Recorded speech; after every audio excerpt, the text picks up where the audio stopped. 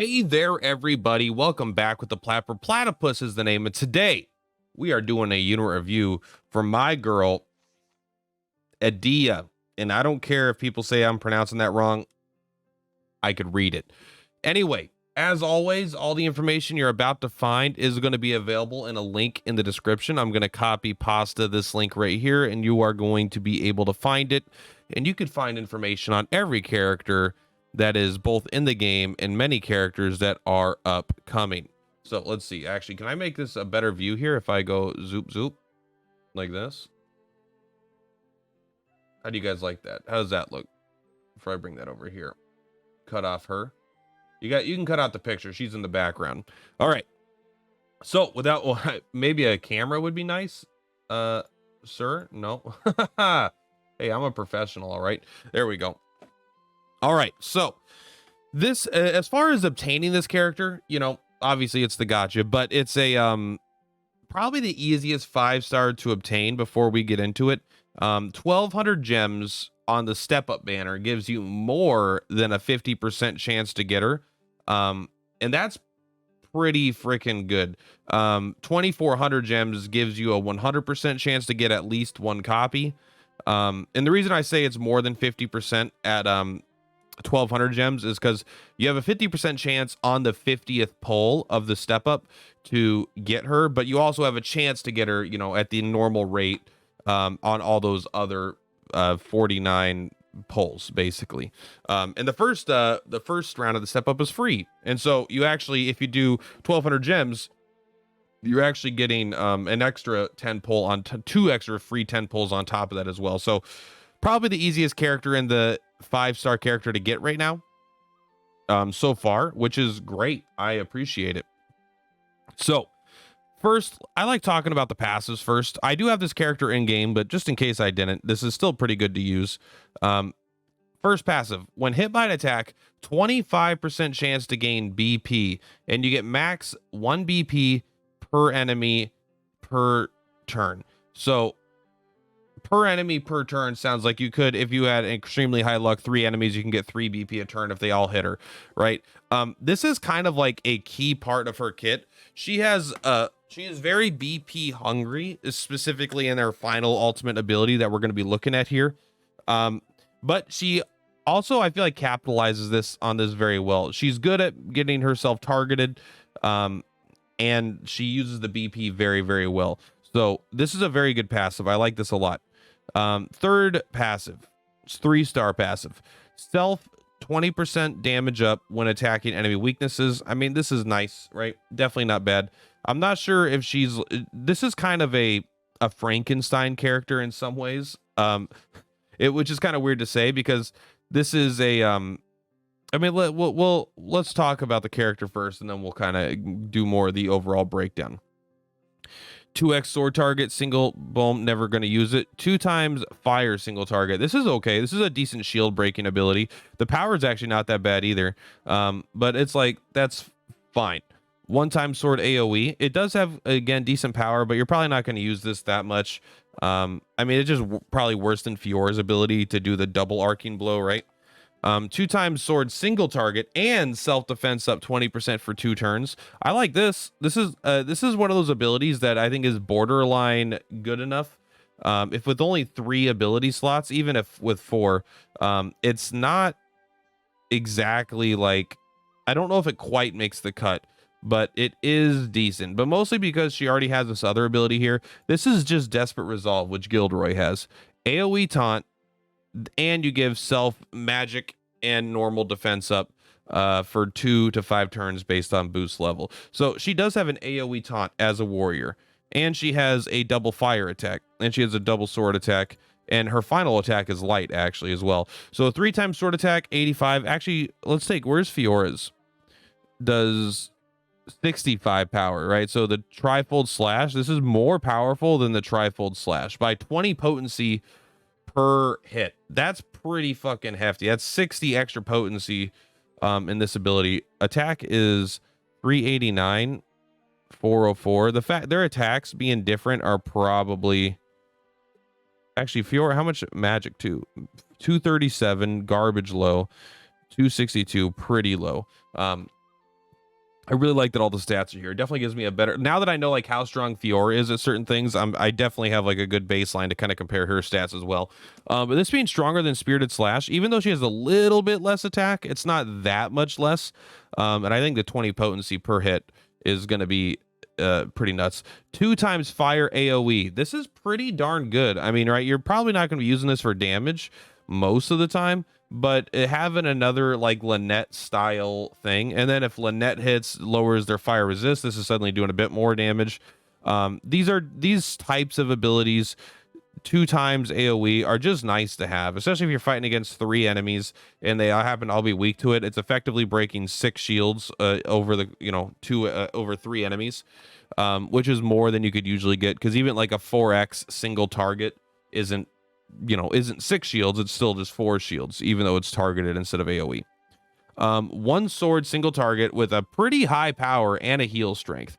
I don't like, even though this ability is cool and I like it, it's powerful, this is probably her biggest nuke for like someone weak against swords. I don't like the healing in it is like not irrelevant, but you're probably already going to have a healing character around. Characters don't need to be that much of a self healer and take care of themselves, but maybe it is pretty nice to have.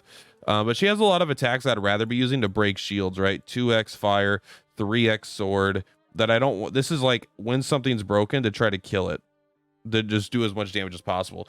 But maybe the coolest attack here in the game so far, like straight up just in the game, 2 to 5 times hits.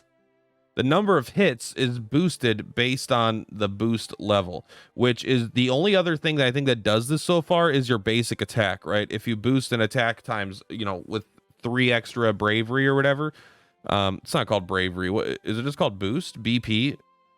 With 3 extra BP, it hits 4 times instead of 1 time. But then the potency goes down as the hits go up. This kind of has that as well.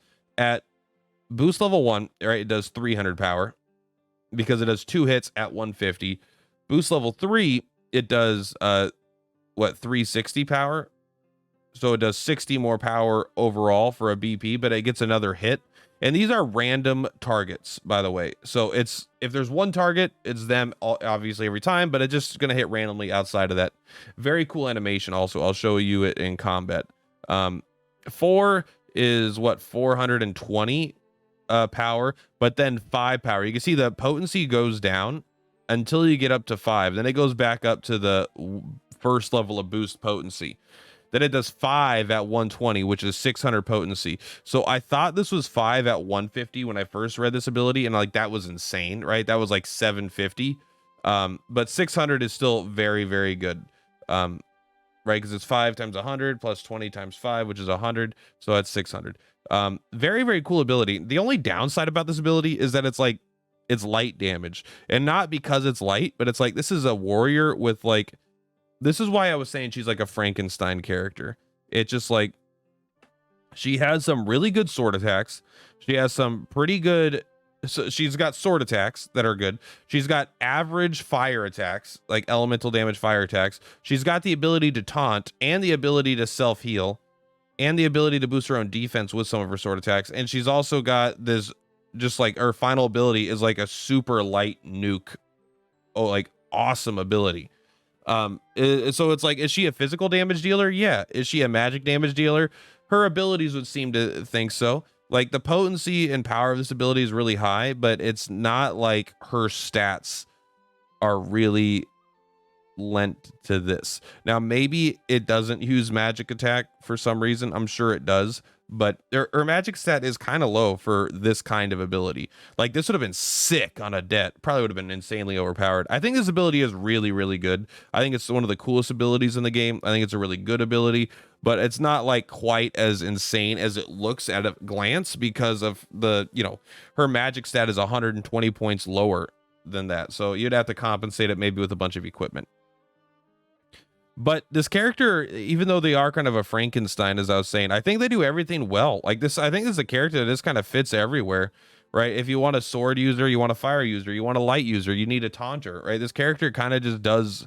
It's going to be hard to find a team that this character doesn't contribute to in a meaningful way, I think, which is one of the things I really like about a character that's easy to obtain, even though not easy, but relatively easy to obtain for a lot of people, is like, this is a character that could help carry an account. I feel like if you, the more content you can use a character, and it's kind of like you have, this character is almost like having 3 or 4 characters in a sense, right? They may not be the absolute best in any one of these categories, but I do really like their I do like their pocket knife, you know, the Swiss Army knife approach. But as I was saying, this character is very BP hungry because this final ability here, right? They have the AoE taunt, which scales. They have this ability, which scales number of hits. You really only want to be using this fully charged because you get so much more value out of it. And that, so I think that really synergizes incredibly well with the passive. Also, the first passive, the ability to generate BP, works really well because the first turn she could just taunt up, right? You taunt up, so now she's getting hit by everything. Suddenly could generate a butt ton of BP, and then now that taunts up for like 3-4 turns, you could just start wailing into people. If you need to, you could heal yourself. You're probably gonna just be going for damage and shield breaking at that point, and then someone else will be healing you. But I mean, like, this could replace Gilderoy for me for sure, right? I mean, Gilderoy is probably tankier, but unless I need the absolute tankiness of Gilderoy, then I think this character is just going to be better overall, because Gilderoy is very slow, doesn't do a whole lot of damage. I mean, this character is pretty slow too, to be completely honest, but not ridiculously slow. Now the exclusive accessory, there's 2. There's one that you could spend $100 to get. Don't bother with that one. The other one, which you have to spend $600 to get, is really good, actually. I do have my EDEA at level at Awakening 3. I've been considering going to Awakening 4 to get this accessory because I think it's that good. But I have to ask, I had this asked, I just have to ask myself, is this accessory better than Cyrus, which is where those last 1,200 gems are going to be coming from? 1,200 gems, if I'm lucky, going to be coming from. So I probably not, but it is a fucking insanely good accessory. 40 attack, kind of whatever, which is kind of a great thing to say whatever about, because that's already great. 1,000 HP, bro, an extra Awakening 3 on top of what you already got. That is insane. 1,000 HP adds so much tankiness to anyone who puts that on. It's crazy. So good. It's even like a Awakening 3 at home, right? Like, because it takes up an equipment slot, but it's very, very nice. And then 15% sword damage up, and then maybe even the best part, while at full HP, AoE taunt effect. What's crazy about this is that this can go on any character in the game. You can make fucking Paradeer have an AoE taunt with 1,000 extra HP. Paradeer is suddenly a tank for a turn or whatever. I don't know how long it lasts. I guess it's while at full HP. So for the first turn, might just be the first attack. I assume it would last until the end of the turn. I guess I don't fully know because I don't have the accessory, but that's pretty sick. An AoE taunt at full HP, 1,000 extra HP to go with that, and 40 attack. God, I'm so pissed. I'm more talking to myself right now, because who's gonna fucking get Awakening 4 on anybody? But I want that accessory. I really like it. But I think that's kind of all we got now. Let's go back to the game really quick. It was already too long of a video, but fuck it. Who cares? I'm done trying to make my unit reviews appeal to other people. I'm gonna make the unit review that I want to make. Let's go to the arena. I don't even remember what the new zone that unlocked is. There's now enough zones where I keep getting lost. I'm like, is this the new one? Is this the new one? This is where we get tyrant weapons, right? Okay, but let's go here, and we are going to just do a quick fight, mostly just to show off the animation of the Heaven's Light attack, because it is really cool. I don't even think they showed it in the demo. They released like a trailer for characters, right? I don't even think they showed it in the trailer. Maybe it was like a spoiler. All right, here I am post edit. I forgot to change my scene so you guys couldn't see the attack. That's cool. All right, we're just gonna do some damage here. Gonna try to kill everything besides one. Don't kill anybody once with your thing. Don't expect a lot of damage. She is a low level. This is purely to show off the animation. Oh, look at that. Fucking raining swords down from heaven. Let's go. Anyway, that's the really cool attack. And I think most accounts are probably going to be able to get this character. So now that this video has gone on way too long, Purplatypus is Purplatypus. Hope you enjoyed it. I will see ya in the next one. Bye.